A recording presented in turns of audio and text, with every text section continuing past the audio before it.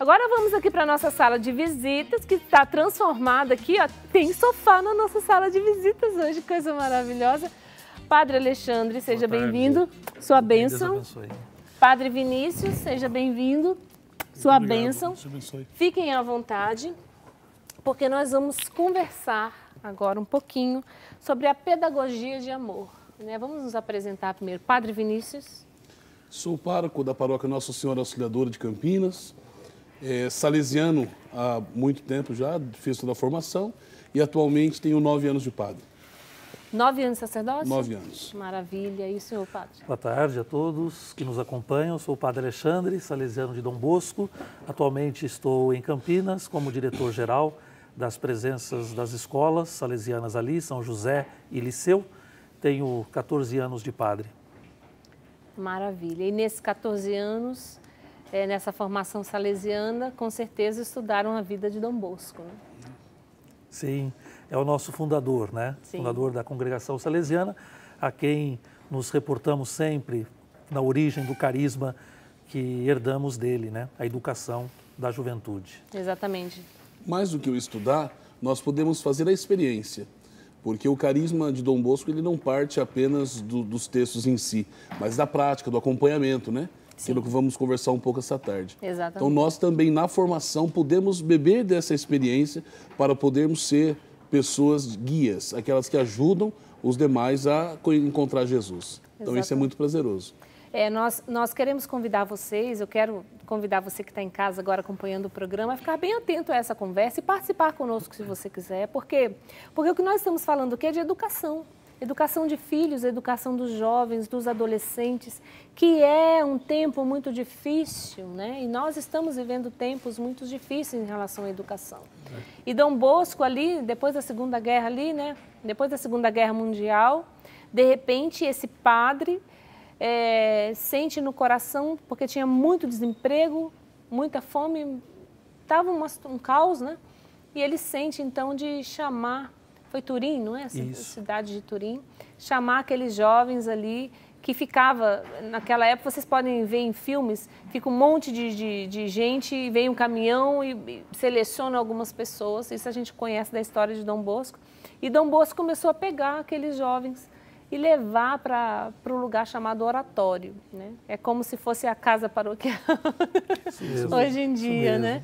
E ali ele começou a dar àqueles jovens o que mais importante que aquele jovem precisava, que era o amor, né, padre? Isso mesmo. É isso, padre? Isso. A experiência de Dom Bosco é a experiência de quem viveu a ausência do pai, né? Dom Bosco é órfão muito pequeno, não é? Aos 2 anos de idade, ele cresce sem essa figura paterna e ali ao lado de sua mãe, mamãe Margarida, e dos seus irmãos, ele vai crescendo sentindo essa ausência paterna. E ele, então, na infância, adolescência, toma para si esse projeto de ser um pai para as futuras gerações, né? E depois ele associa isso a um chamado de Deus, né? Ele, então, é padre, é sacerdote e educador. Estes são os 2 princípios de sua vida, né? O padre e o educador. E ele oferece isso aos jovens do seu tempo como uma possibilidade de encontrar em cada um dos jovens potencialidades a serem desenvolvidas, né? E se pode chamar de um sistema que ele desenvolveu, padre? Usamos o termo sistema preventivo, lembrando que naquela época onde ele nasceu, que ele viveu ali, existia um sistema repressivo, né? Então Dom Bosco não, ele olha lá na frente. Eu tenho que prever agora para que esse jovem tenha um futuro, virtudes, valores, que ele reconheça que ele pode mudar a sociedade que ele está vivendo. Então, o sistema teve força com o nome de Sistema Preventivo de Dom Bosco, onde Dom Bosco já mostra para o jovem que ele é bom por natureza e que ele pode alcançar lugares que outros não alcançaram. Por esse motivo, ele dá uma casa, dá um curso, obriga eles no sentido de ter uma religião, de amar a Deus. Por isso, no tempo de Dom Bosco, os meninos tinham adoração ao Santíssimo, resta do terço, tinham vários momentos oracionais que era o que completava o seu sistema. Então, dizer que Dom Bosco criou uma proposta nova, aí eu já não sei se seria a palavra correta, mas que ele soube dar aquela paternidade, aquela família que ele não teve quando pequeno, para os seus, podemos dizer que sim. Sim, ele pegou o evangelho Exatamente. e transformou numa linguagem que aqueles jovens entendessem e aceitassem, né? Isso. Porque imagine você querendo comer e a pessoa vir falar Sim, e eu penso sempre que a pedagogia salesiana, ela parte de um aspecto muito experiencial.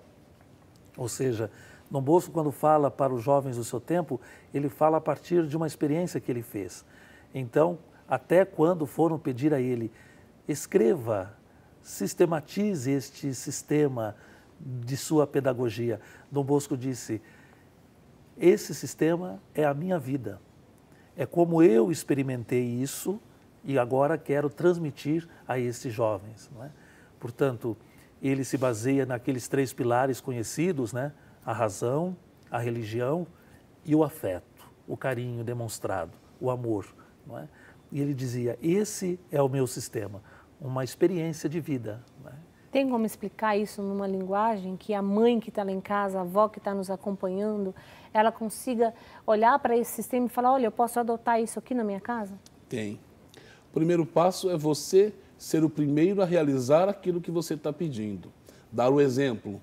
Dom Bosco falava para os meninos que a oração era coisa importante, mas ele era o primeiro a estar na capela, era o primeiro a dobrar os joelhos, era o primeiro a mostrar que a oração é importante.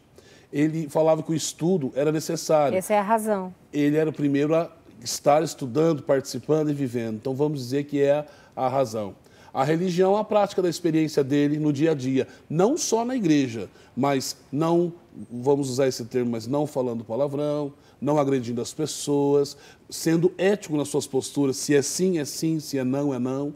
E o último, no caso, a amorevolezza, que é uma palavra italiana que nós traduzimos como o afeto, o carinho, no sentido de o menino está passando dificuldade, eu não vou condená-lo pelo que está passando, mas eu vou sentar, vou escutá-lo, vou saber como conduzir aquele momento da vida dele e juntos vamos chegar num consenso, porque quando eu ganho a confiança desse menino, pode cair o mundo, ele vai confiar em mim também. Então essa troca, é principalmente esse terceiro ponto, o pai lá de casa tem que aprender a trabalhar, a confiar no seu filho, a gastar tempo com ele, está cansado do serviço, mas sente, escute, converse, aconselhe 1, 2, 10 vezes, mas se faça presente, porque a presença, o testemunho, é o que vai mover a experiência dessa mãe, dessa criança. Né? E eu ia falar como é que nós podemos pegar esse sistema de Dom Bosco, né? E nós estamos falando lá, né, da Segunda Guerra Mundial, trazer para cá, no ano 2019,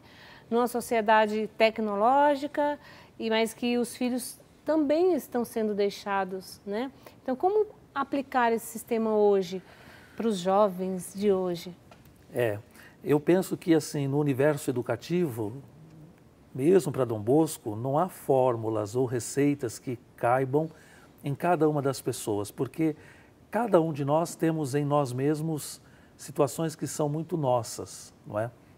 Mas eu penso que uma postura educativa é de não terceirizar a educação, não é?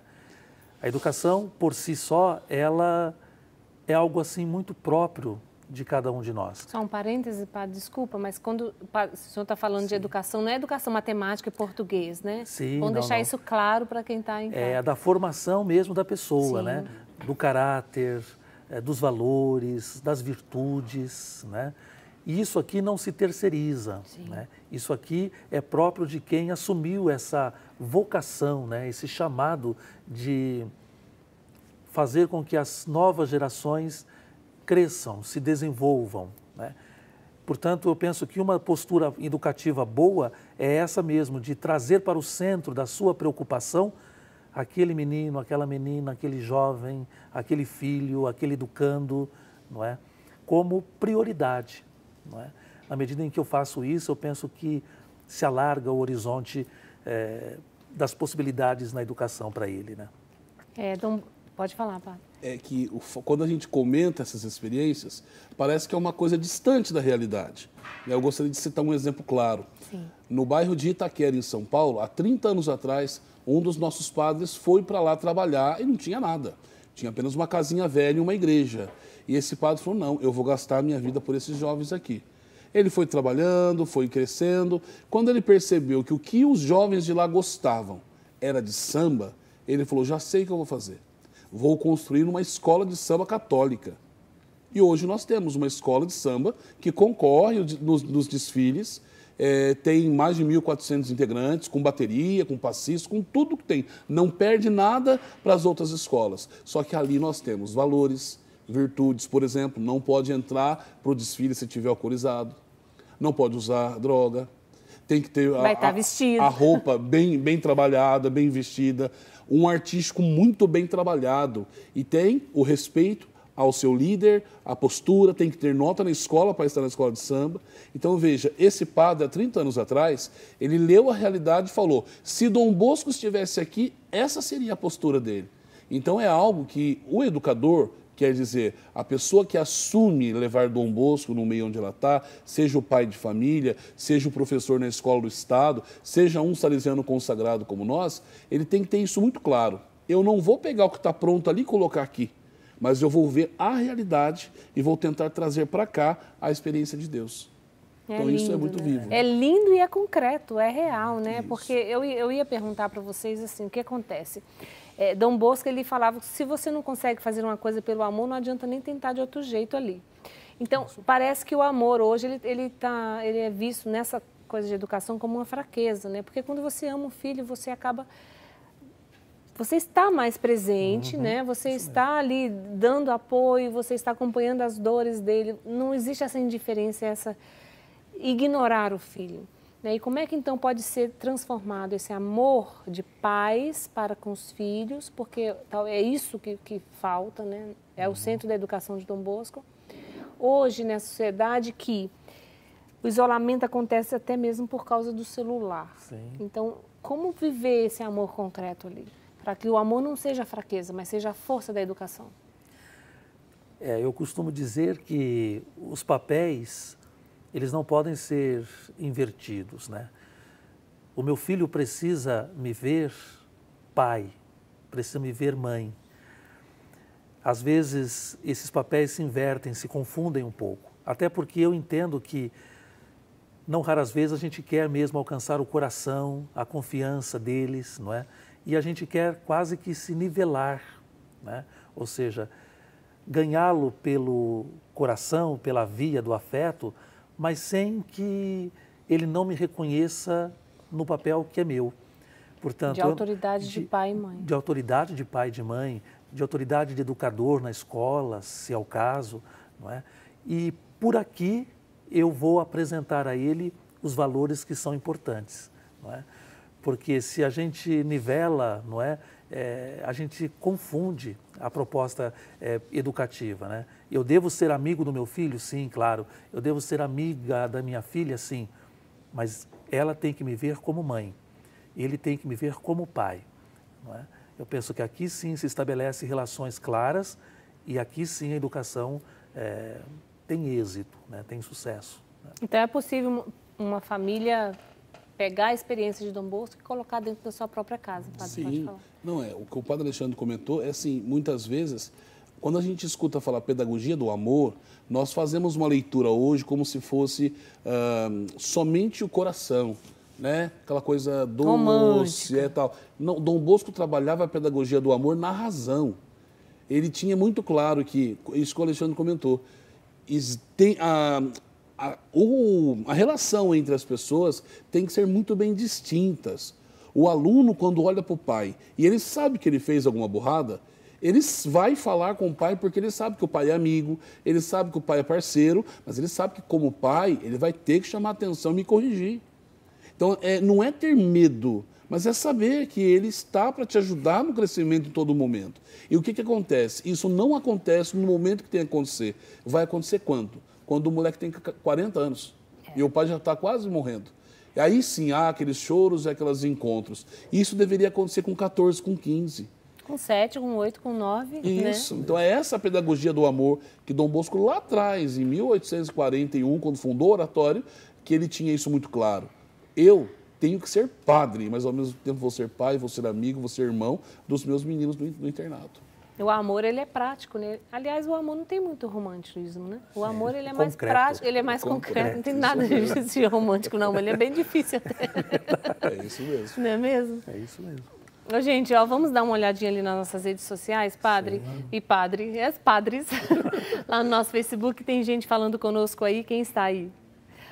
Lobélia M. Dantas de Oliveira Dias. Oi, gente. Lecionei em Campinas, na Escola Salesiana São José, e então pude vivenciar a pedagogia de Dom Bosco. E lá conheci meu marido e nos casamos na capela da escola. Ai, que maravilha! A entrevista de hoje me trouxe doces lembranças. Obrigada. Que lindo, Lobélia, maravilha, né? Legal, obrigada por partilhar conosco, tá bom? A sua história. Tem mais gente aí. Aparecida Faria, que linda missão, parabéns. É a missão de Dom Bosco e dos padres, né? Yolanda Ora, parabéns pela pauta, mulher.com. Obrigada, Yolanda, aproveitando aí, né? Lá, Silvando Silva Cezimbra. Boa tarde, sou da Diocese de Jequié, na Bahia. Participo da Renovação Carismática Católica e amo assistir a Século XXI. E o programa Mulher.com, apesar de ser homem. Legal, muito bem. Você é muito bem-vindo, viu, Silvando?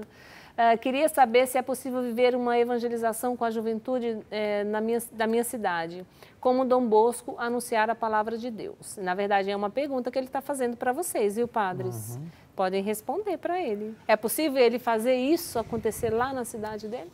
Sim, com certeza. Ele tem que se apropriar dos projetos que já existem, daqui a pouco até recorrer a alguma comunidade salesiana que dê apoio, mas ele tem livros, subsídios que podem ajudá-lo a realmente fazer com que esse carisma aconteça. Porque o carisma salesiano, ele é para todos, ele não é próprio dos padres, né? E dos irmãos, mas ele poderia procurar sim, que com certeza Dom Bosco iria estar com ele nesse momento importante da paróquia, da comunidade. E como vocês falaram, né? A primeira coisa, olhar para a realidade dos jovens aí de Jequié, ver qual é a realidade deles, que está ali no meio deles, né? Isso. E aí ali falar a linguagem deles, isso é muito importante, e trazer o evangelho para aquela linguagem. Isso mesmo. Hoje em dia ainda existem oratórios, padres? Sim, espalhados pelo mundo inteiro. E tem o né? mesmo sistema do primeiro lá? Sim. É claro, né? Algumas respeitando, evoluções. Respeitando as realidades locais, sim. né?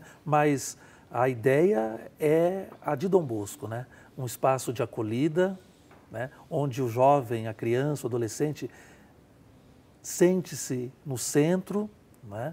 Depois oferecer a eles um pátio que os acolha, onde eles podem estabelecer relações profundas de amizade, não é? A catequese, a evangelização e, sem dúvidas nenhuma, oportunidades de crescimento.